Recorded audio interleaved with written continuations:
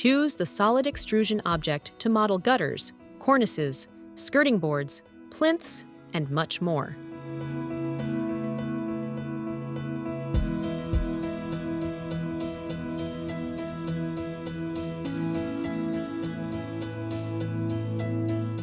Select the profile to use from the library.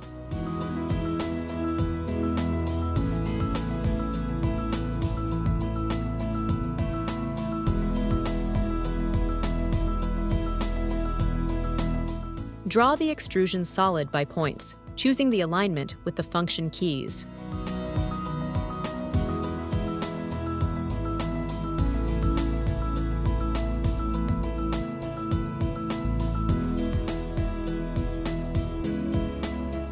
Or defining it in the Properties toolbox.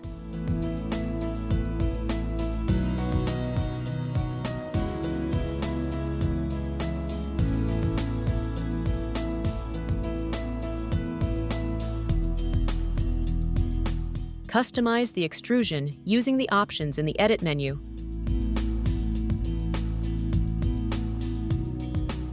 For example, to change one side into an arc.